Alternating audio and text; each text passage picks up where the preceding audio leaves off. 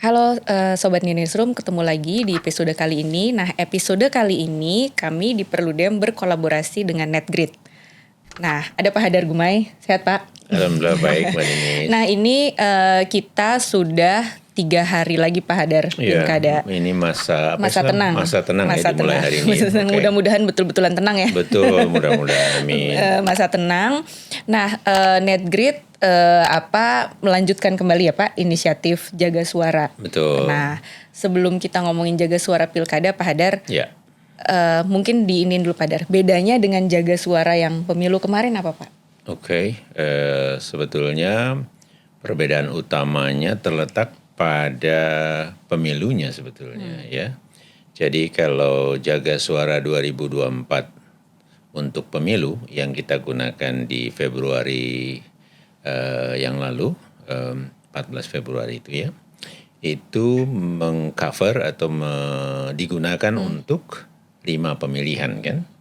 Walaupun yang paling banyak digunakan adalah untuk pemilihan presiden dan wakil presiden. Nah, jadi sistemnya memang tailor dipersiapkan untuk kelima pemilihan tersebut ya. Jumlah yang difoto tentu jauh lebih banyak. Karena apa? Karena memang pada pemilu yang lalu itu ada pemilihan anggota DPR dan DPRD yang lembar-lembar penghitungan suaranya atau C hasilnya itu, form C hasilnya itu berlembar-lembar. Tetapi kalau untuk pilkada ini sekarang itu pemilihannya lebih sederhana, mirip pemilihan presiden dan wakil presiden, tetapi ya hanya cuma satu pemilihan yaitu jenis pemilihan ya, pemilihan kepala daerah. Walaupun di dalamnya itu ada pemilihan gubernur, bupati dan wali kota. Tetapi setiap daerah itu sebetulnya hampir semuanya kan 2 pemilihan saja. Dan pasangan calonnya juga berkisar 1 calon tunggal sampai 6 ya, yang terbanyak kalau saya tidak keliru. Sehingga lembar suara C hasil KWK untuk pemilihan kepala daerah ini itu tidak banyak, aja 3 lembar atau 4 lembar. Jaga suaranya, sistemnya itu ditailor untuk semua pemilihan kepala daerah ini yang jumlahnya berapa ya? 545 ya. Nah, jadi itu udah sendiri-sendiri sistemnya. Tetapi secara sederhana sebetulnya adalah kurang lebih sama, yaitu kita gunakan Jaga Suara 2024 ini untuk memfoto, membaca hasilnya dan kemudian mengirim ke server untuk kemudian diolah lebih jauh dan dipublikasikan. Kira-kira begitu Mbak Nini. Nah, jadi saya overview dulu nih teman-teman. Jadi di pemilu kemarin ya yang 5 kotak itu, NetGrid punya inisiatif mengembangkan aplikasi namanya Jaga Suara. Nah, Jaga Suara ini adalah bentuk partisipasi publik untuk mengawasi tahapan rekapitulasi ya Pak ya, penghitungan rekapitulasi suara ya. Betul, hasil penghitungan suara di TPS dan rekapnya. Nah, jadi teman-teman kita itu nggak selesai di TPS nggak langsung pulang gitu ya, tapi juga memfoto formnya. Nanti dengan aplikasi ini itu kita foto formulir C ya, C hasil itu. C hasil. Iya. Nah, nanti di dalam aplikasi ini dia sebenarnya langsung keluar semacam salinan digitalnya ya Pak Hadar ya. Betul. Jadi setelah diproses, difoto C hasil yang beberapa lembar itu 3 atau 4 lembar nantinya, kemudian itu aplikasi akan membacanya.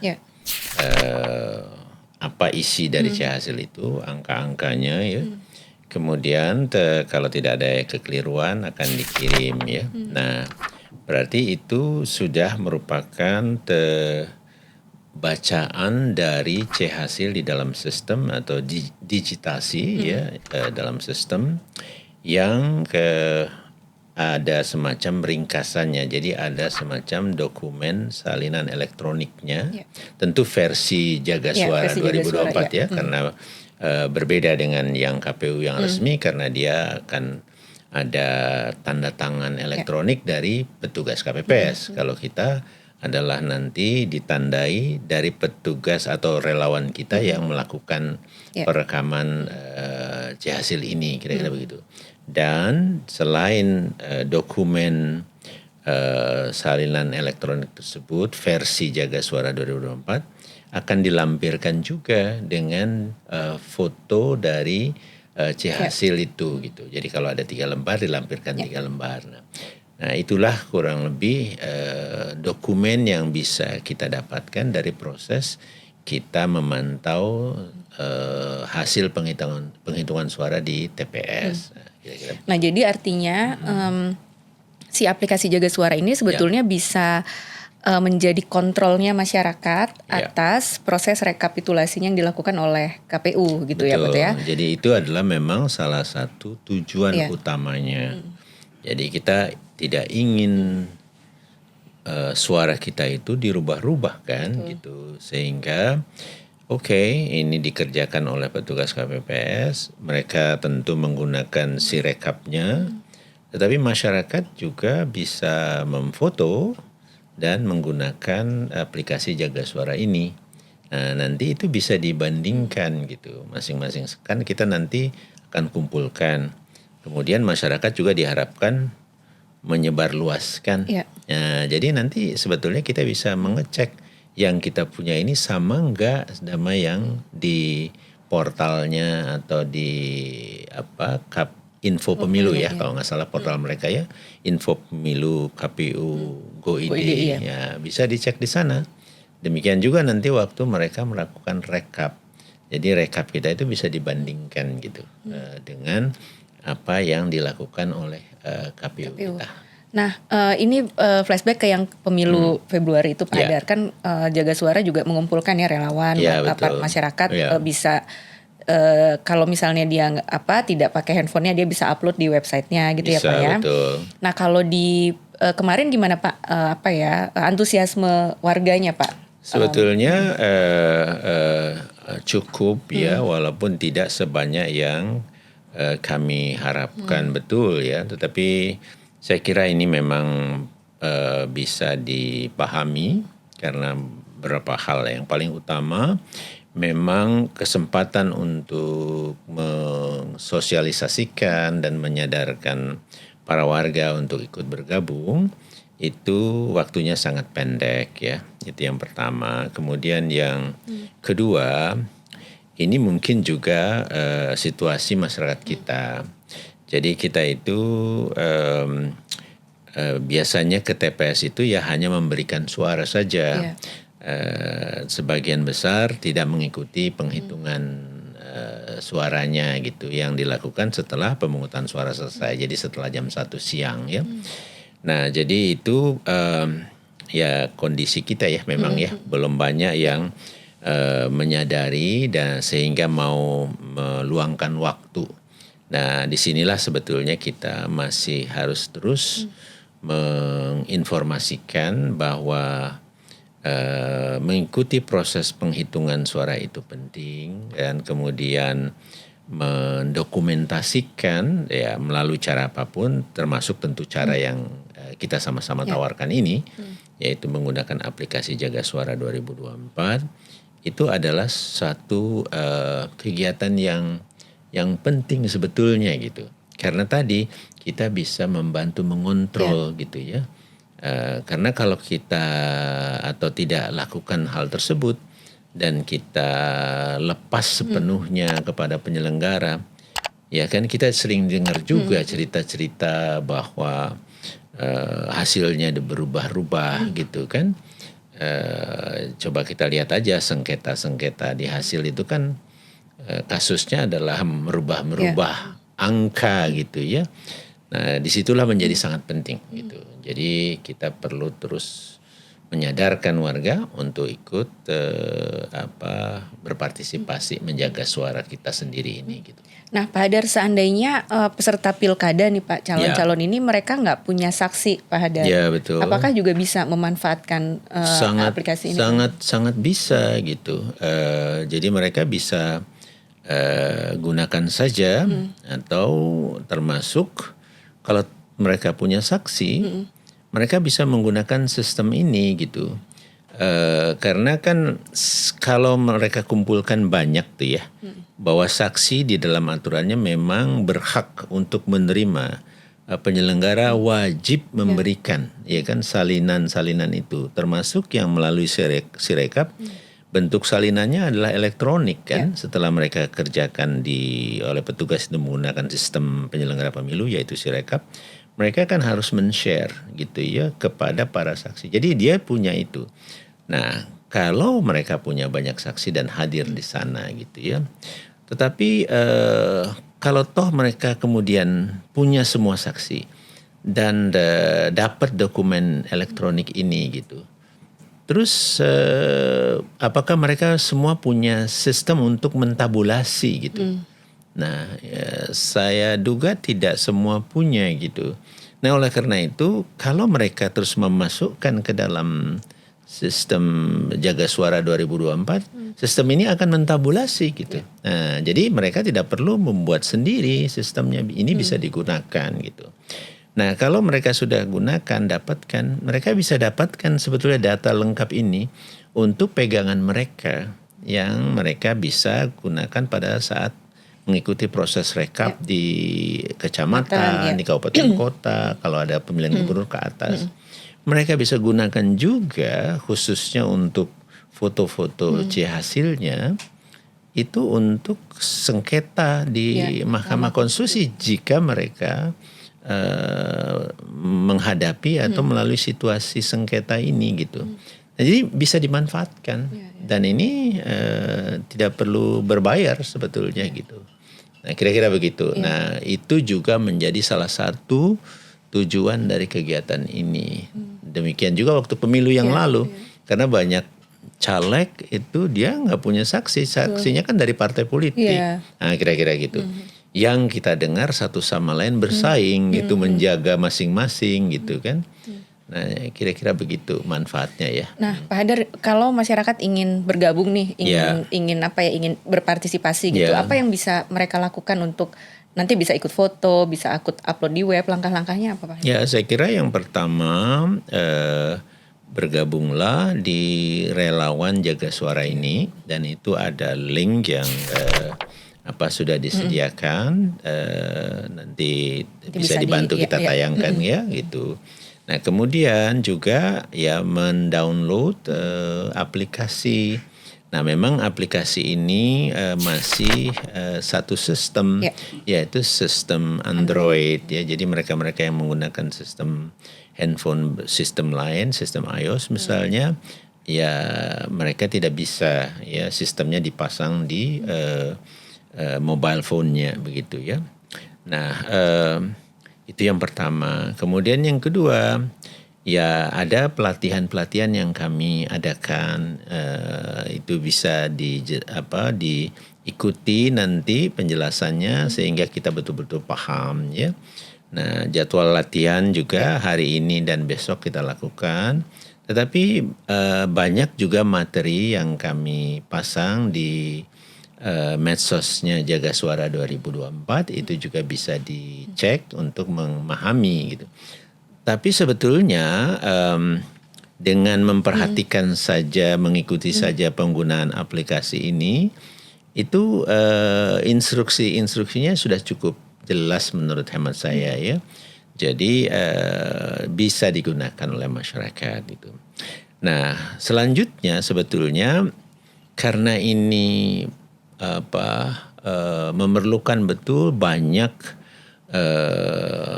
orang atau warga yang memfoto hasil penghitungan suara ini dalam bentuk foto dari form C hasil tersebut, maka ya kita perlu mengajak juga. Jadi kalau ada yang sudah bergabung menjadi relawan, itu ajak yang lain gitu untuk bergabung atau tidak menjadi relawan, bisa nggak ikutan? Bisa juga gitu. Yang penting kita sudah mengetahui ada aplikasi ini, itu bisa di-download tanpa kita mendaftarkan diri menjadi relawan gitu. Itu juga terbuka. Nah, kemudian di dalam sistem ini juga kita, setiap orang itu tidak dibatasi. Kalau dia punya aplikasi di handphonenya, tidak hanya foto dari TPS di mana dia memilih misalnya.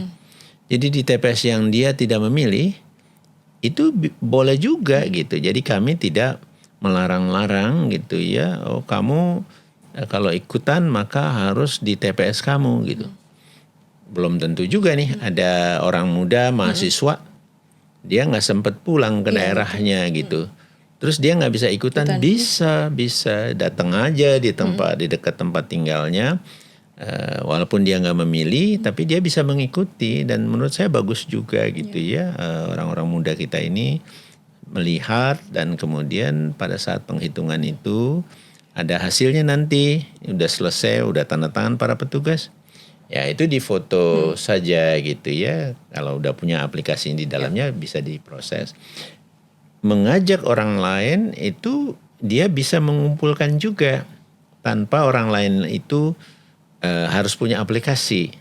Jadi misalnya saya nih, kemudian saya punya saudara di mana di daerah, teman-teman SD saya ada di grup WA, teman SMP saya di grup WA, teman kuliah saya di grup WA. Dan grup WA seringkali kan nggak satu grup tuh kadang-kadang, karena mungkin ada konflik-konflik selama ini gitu. Ada grup di dalam grup. Iya, beda-beda gitu ya. Nah, kebetulan kita di grup itu semua gitu. Tawarin aja, infokan. Nah, katakanlah mereka karena sesuatu hal tidak bisa punya aplikasinya dan sebagainya, fotoin aja deh, gitu. Nanti kalau udah ada fotonya, kirimin ke saya. Nah, nanti saya ini udah ngumpulin, bisa masukin semua itu gitu. Jadi satu orang bisa dapat beberapa, atau bahkan yang memang semangat rajin ngumpulin bisa berpuluhan, berbelasan gitu ya. Nah, kira-kira gitu. Berarti kalaupun misalnya tadi kita nggak pakai Android, Pak, kita foto, kita masukin lewat websitenya juga bisa? Bisa, oke. Terima kasih Mbak Ninis mengingatkan. Jadi kita handphone kita iOS system misalnya ya, kita foto saja dengan HP tersebut. Nah, nanti bisa masuk ke aplikasi yang web based. Jadi ada portal jagasuara.org ini 2024.org. Nah, di situ ada tempat di mana kita bisa mengupload. Nah, cuma memang bedanya kalau kita mengupload ke portal tersebut, itu dia fotonya begitu masuk dia tidak terbaca otomatis. Jadi foto masuk per lembar, maka kita diminta mengisi angkanya dengan manual kira-kira gitu caranya kita mengetikkan. Tetapi tidak perlu khawatir berat amat karena kita sudah memilih angka-angka penting saja. Jadi tidak semua angka seperti kalau lengkapnya C-Hasil. Yang lengkapnya itu kalau melalui aplikasi di handphone Android. Dia udah baca otomatis. Kita tinggal meriksa saja, mengkoreksi kalau yang salah. Tapi kalau yang ini kita perlu memasukkan, tidak membaca otomatis. Tapi yang dimasukkan itu tidak semua angka. Jadi hanya beberapa total daftar pemilih yang menggunakan hak pilih misalnya. Total surat suara yang digunakan misalnya. Kemudian tentu yang penting adalah perolehan suara masing-masing pasangan calon, suara tidak sah, dan totalnya gitu. Nah, itu semua angka-angka penting yang menurut saya sekali lagi nggak sulit amat untuk melakukannya. Jadi mudah-mudahan orang tidak discourage atau males gitu. Ya orang muda ayo rame-rame kita ikutan, nggak perlu ragu lah gitu ya. Nah ini kan ada 545 daerah Pak Hadar. Jadi kita dimanapun berada ya Pak Hadar ya. Bisa. Nggak yang cuman kota-kota besar gitu misalnya. Tidak. Jadi aplikasi ini sudah memuat semua pilkada yang akan berlangsung di seluruh Indonesia pada tanggal 27 November ini gitu. Jadi ada teman, ada kelompok masyarakat atau per orang di Papua, misalnya di Nabire, di manapun di pelosok itu sudah tersedia. Jadi tinggal klik saja provinsi mana gitu ya, kemudian kabupaten kota mana, kecamatan mana. Nanti itu akan ke arah pilkada masing-masing, kira-kira gitu. Di dalamnya juga sudah ada TPS-TPS-nya di kelurahan atau desa tersebut gitu. Jadi langsung kita bisa spesifik langsung ke TPS kita gitu ya Pak ya. Betul, jadi misalnya provinsi, ya saya misalnya Jawa Barat, Kota Depok, nanti kecamatan mana, kelurahan mana. Nah yang penting teman-teman tahu TPS-nya TPS berapa gitu ya. Karena kan kita bisa cek ya di DPT online-nya KPU. Kalau nama kita terdaftar nanti ada informasi tuh di situ, kita tuh TPS mana, kelurahan mana. Nah kita yang penting tahu TPS berapa, nanti klik aja TPS-nya ya Pak ya. Nanti tinggal dimasukin fotonya di aplikasinya. Aplikasi. Jadi sudah jelas, ada gambar di situ, kamera per lembar. Nah, itu kamera pertama untuk lembar pertama, kamera kedua. Nah, kalau kita terima dari foto dari tempat lain, kan di situ ditulis tuh. Iya kan? Ini pemilihan apa? Di provinsi apa? Iya kan? Kota apa atau kabupaten mana? Kecamatan apa, kelurahan mana, TPS berapa. Nah itu aja yang kita dah masukin. Nah kira-kira gitu. Jadi sekalipun itu bukan TPS yang kita hadiri langsung gitu, kita dapat foto dari tempat lain gitu, dari keluarga, dari teman, saudara dan sebagainya. C-form yang lengkap itu sudah diisi di bagian atas, sehingga data itulah yang kita masukkan gitu. Jadi menurut saya cukup sederhana, Mbak Ninis ya. Nah, jadi mudah-mudahan banyak ya yang ikutan ya. Harus lebih. Nah, saya ya jadi bukan bermaksud membandingkan dengan KPU ya. Tapi kayaknya harus dibandingin nih. Gimana lagi nih? Karena kalau nggak bandingin sama siapa? Masa sama KPU luar negeri? KPU kan kemarin punya Sirekap Pak di pemilu yang kemarin yang sempat rame gitu ya. Ya masalahnya banyak. Katanya sekarang mau dipakai lagi di pilkada gitu ya, tapi juga kayaknya belum diputuskan ya apakah akan ada publikasinya gitu loh oleh pemilih. Nah jadi maksud saya adalah ini inisiatifnya masyarakat justru yang mengisi ruang itu gitu loh, ketika penyelenggara pemilunya nggak berhasil memenuhi informasi publiknya gitu. Iya betul. Jadi satu sisi tentu kalau saya dan saya yakin Mbak Ninis dan kawan-kawan juga ya kecewa dong kalau KPU-nya tidak melakukan tabulasi cepat itu gitu. Dan kok saya semakin yakin nih kalau melihat kemarin itu mereka baru mengeluarkan keputusan tentang juknis penggunaan sistem informasi rekapitulasi. Nggak ada tuh informasi tentang bahwa kemudian tabulasi dilakukan.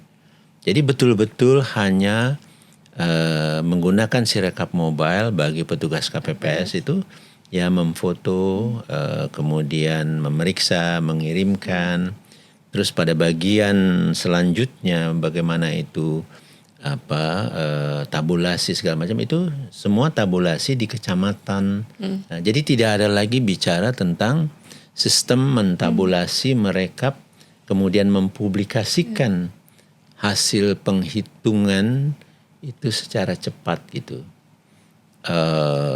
Kemudian kalau kita lihat sekarang ini kan sudah dipasang nih sistem Sirekapnya, bisa kita lihat tuh di info pemilu.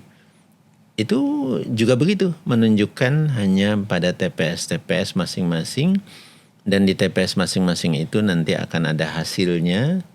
Tapi begitu kelurahannya, kecamatannya itu hanya jumlah TPS yang sudah terkumpul saja. Tetapi tidak ada tabulasi dari TPS yang ada di kelurahan atau apa. Nah, jadi saya kira ini satu kemunduran ya dari penyelenggara pemilu kita. Walaupun masih ada 3 hari kita lihat lah ya. Siapa tahu mereka berubah pikiran gitu ya. Karena gimana ya, disindir-sindir atau diledek nih. Nah, gitu ya. Pokoknya kita terus mengingatkan. Sangat keliru kalau mereka tidak melakukan tabulasi cepat tersebut. Karena rakyat itu punya hak juga untuk mengetahui gitu. Dan dengan ada perkiraan hasil dari hitungan yang cepat ini gitu ya, itu sebetulnya juga untuk melindungi gitu ya kerja para penyelenggara sendiri dari gangguan-gangguan atau upaya-upaya yang mau merubahnya gitu. Betul. Nah, saya kira itu juga. Tadi pagi saya ada kegiatan dengan teman-teman jadi di Yogyakarta ya. Jadi mereka sudah ada tuh yang menyindir dengan istilah sikarep katanya. Sikarep tuh maksudnya semaunya gitu ya? Iya, saya duga gitu. Saya nggak paham bahasa Jawa, tapi sirekap apa sikarep. Ya. Kalau di Medan waktu itu ada yang bilang si doang. Si doang. Jadi sistem informasi doang gitu. Nggak ada tabulasinya. Kalau waktu itu sih Mas Oik dan kawan-kawan bilangnya si foto. Ya sayang ya karena artinya kan ya publik harus ngitung sendiri-sendiri jadinya gitu kan kalau nggak dipublikasikan gitu. Betul. Terus ngitung sendiri-sendiri kan nggak gampang juga gitu kan, ada di daerah-daerah tertentu tuh kan ada yang puluhan ribu juga TPS-nya gitu kan, bukan bicara puluhan saja gitu kan, ratusan, ribuan, puluhan ribu gitu ya. Nah itu kan perlu ada sistem. Nah seharusnya ya tugasnya KPU sebetulnya menginformasikan. Ini kan transparansi ya. Jadi salah satu prinsip penyelenggaraan itu adalah transparan gitu. Jadi jangan dibatas-batasin, transparannya itu hanya membaca hasil TPS gitu loh. Kalau transparan itu juga mentabulasikan. Nah, kalau udah saya yakin mereka punya datanya karena sistem itu didesain untuk membaca kan dan untuk menghitung ke atas kan. Disebutkan sistem informasi ini adalah alat bantu untuk mereka merekap gitu. Jadi mereka udah punya itu angka-angkanya. Terus pertanyaannya kenapa nggak dibuka gitu angka itu? Nah jadi kan jangan-jangan ada jangan-jangan nih nggak mau dibuka. Sirekap internal jadi. Sirekapnya internal. Nggak boleh internal. Apa tadi saya jadi lupa siapa dan mau nanya apa. Nah sebetulnya kan Sirekap ya yang dikembangkan KPU itu kan jembatan menuju, kan kita kalau bicara teknologi di pemilu kan ya rekapitulasi elektronik gitu ya, bukan votingnya ya, tapi rekapnya. Nah sayang gitu kayaknya, jadi kita nggak maju-maju nih mau ke rekapitulasi elektronik itu gitu. Jadi beberapa waktu lalu saya kira di pemilu 2014 ya, waktu masa saya masih di KPU. Kami melakukan kajian, waktu itu ramai perdebatan penggunaan sistem informasi, apakah e-voting, apakah teknologi e-rekap atau e-counting, itu kan beragam sekali. Dan kesimpulannya adalah persoalan kita itu adalah bagaimana merekap hasil dengan cepat gitu, karena kalau merekap hasil itu makan waktu lama, disitulah tuh punya banyak persoalan gitu. Jadi ada ruang untuk ngerubah-rubah gitu, sembunyi-sembunyi atau berspekulasi gitu ya, cari akal untuk bagaimana nih udah tahuan hasilnya tapi belum direkap, belum ditetapkan, bisa tetap menang gitu loh. Jadi itu menjadi persoalan gitu. Jadi seharusnya bisa ada sistem yang bisa merekap dengan cepat gitu. Nah makanya waktu itu diusulkan teknologi Sirekap ini gitu ya. Nah kan diteruskan ini penggunaannya sampai pemilu Februari yang lalu, walaupun ada persoalan-persoalan gitu. Nah tetapi sekarang kok malah kedengarannya sepertinya ya Sirekapnya malah tidak dilakukan nih untuk cepatnya ya. Bahwa Sirekap resmi itu tugas mereka yang makan waktu berapa hari itu untuk di kecamatan, nanti 4 hari kemudian, terus secara total itu sekitar 12 hari atau tidak salah ya. Nah, tetapi kan kalau mereka tabulasi sejak awal, sekalipun itu sifatnya sementara, itu kan sebenarnya bisa didapatkan dengan jauh lebih cepat gitu. Nah, itu yang kelihatannya tidak akan dilakukan nih untuk oleh KPU sekarang gitu. So ya intinya itu menjadi kemunduran. Tapi ya sudah, kalau toh itu memang menjadi pilihan kebijakan mereka gitu ya. Ya mudah-mudahan melalui Jaga Suara 2024 ini kita tetap bisa mendapatkan perkiraan hasil sementara tersebut gitu. Nah, Pak Hadar nih, pesan-pesan Pak Hadar 3 hari lagi nih mau pilkada gitu. Apa yang publik bisa lakukan nih Pak Hadar menjelang kan tentu tadi Pak Hadar mengingatkan bahwa ya kita nggak selesai milih terus pulang gitu ya, masih ada yang bisa kita lakukan. Apa yang bisa kita lakukan? Ya, saya kira sebetulnya memang banyak hal di dalam proses pemilihan kepala daerah atau pemilihan yang lainnya juga ya, bahwa ada masa sekarang, masa tenang, tidak boleh lagi berkampanye, bahwa kita tidak atau dilarang sebetulnya membeli suara gitu ya, atau melakukan upaya-upaya yang mengintimidasi, mempengaruhi atau menekan dengan cara menekan gitu ya orang untuk memilih atau tidak memilih pasangan calon tertentu dan seterusnya termasuk bahwa proses nanti di TPS itu harus betul-betul proses yang demokratis gitu ya, juga terhadap hasil penghitungannya direkap gitu ya.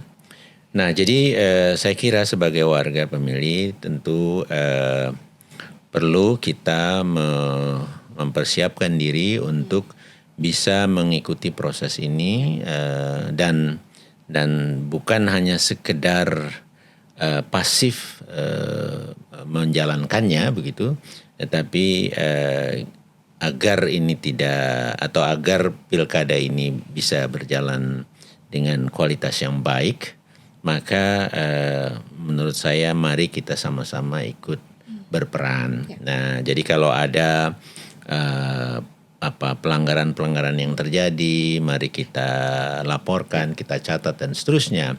Nah, khusus mengenai penghitungan suara di TPS ini, kami ingin mengajak gitu ya, mari kita sama-sama ikuti proses penghitungan suara tersebut, kemudian kita dapatkan hasil penghitungan suara yang dituang di dalam form C hasil yang besar itu dengan cara kita foto, kemudian kita periksa, kemudian kita kirimkan itu menggunakan aplikasi Jaga Suara 2024 ini gitu ya.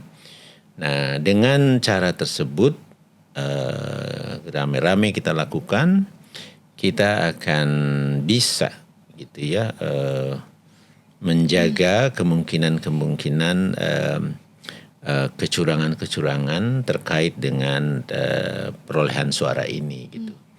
Nah, dan itu kan sangat penting. Nah, oleh karena itu, ayo deh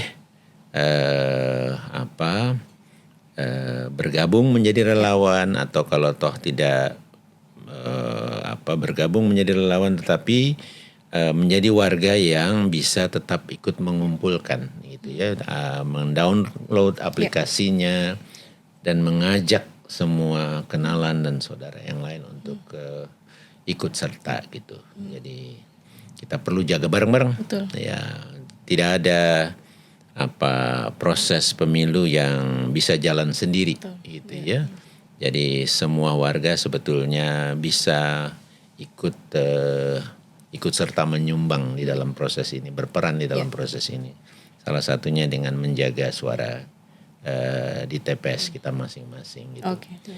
Dan kegiatan ini sebetulnya Mbak Ninis, tentu saya lupa mengingatkan, ini kegiatan rame-rame nih. Betul. Iya kan, tidak kurang dari 22 organisasi masyarakat sipil, termasuk ada teman yang juga di Papua melakukannya begitu, teman di Sumatera Utara, di Aceh. Jadi mudah-mudahan di semua daerah ikut serta di dalam kegiatan urun tenaga, urun tangan menjaga suara kita gitu ya.